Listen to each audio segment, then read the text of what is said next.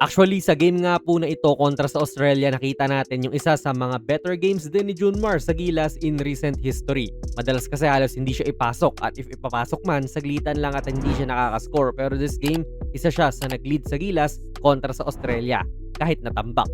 Sinakto rin siguro ni Coach Tim na ipasok si Junmar nung pinasok na ng Boomers tong si Keanu Pinder.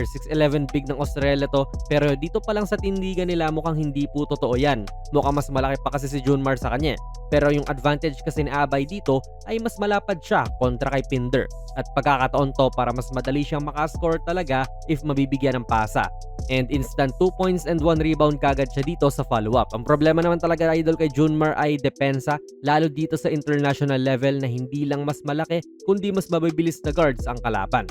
At hindi lang guards mga idol, lahat ng players overall ay ganun.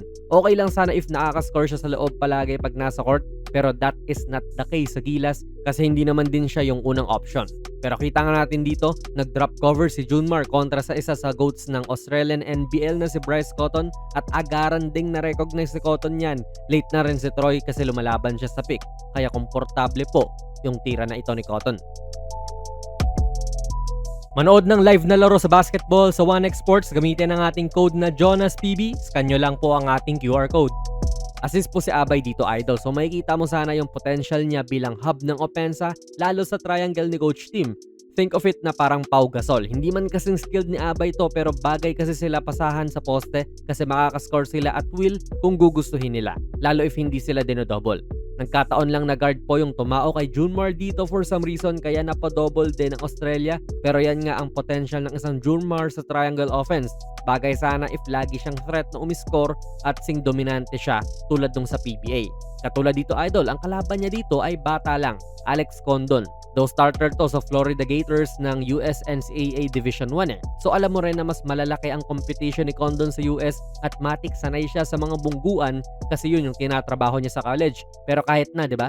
Dapat maipakita rin po ni Junmar ang kanyang pagiging veterano kontra kay Condon. Ang nangyari, si Condon pa nga ang dumikta sa kung saan pupunta si Abay. This is a foul syempre kasi tinutulak nga naman siya. Pero yan din ang problema idol, dili makapag-dominate si Junmar lalo dito sa Australia na built different yung mga players. Again dito, perfect time na sana to para umiscore nga eh. Kasi for sure sa Beermen, ito ay easy 2 points or quick double sabay kick out sa shooter. Ganun ang sistema.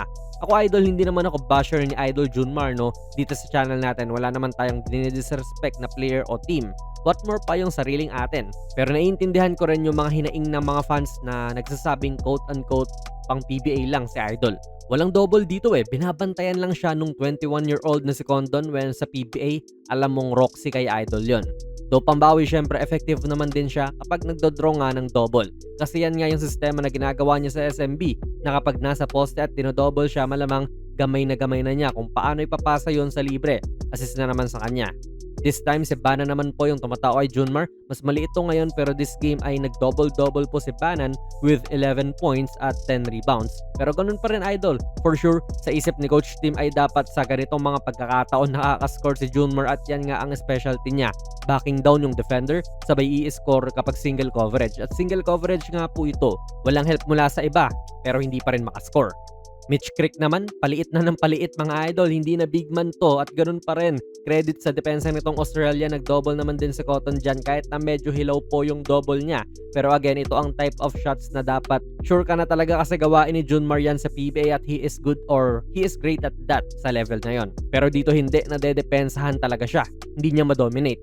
Sa totoo lang idol, masasabi mo na medyo bright spot pa nga si Junmar this game kasi naka 8 points, 8 rebounds, and 3 assists siya. Pero sa nakita natin, pwedeng more pa sana yan eh. Easily dapat naka 16 points siya sa mga isolations na nakuha niya this game at bihira nga natin makita yan sa Gilas na sobrang daming touches ni Abay sa poste pero hindi talaga siya makapag-capitalize. Kita naman po sa 1 out of 6 shooting niya. Kinakaya siya ng mga mas maninipis o mas maliliit na defenders ng Australia kahit na mga ambabata pa. Kaya kudos din sa kanila na antitibay sa depensa. So ang tanong ko sa inyo mga idol, hindi po ito pambabash. Goods pa ba si Idol Junmar para sa Gilas? Ilagay nyo lang po ang inyong mga komento sa ating comment section. Kung nagustuhan nyo po ang ating video ay pakipindot na lang idol ng like button, mag-subscribe ka na rin sa ating channel. And ako nga pala si Jonas PB and as always, hanggang sa muli.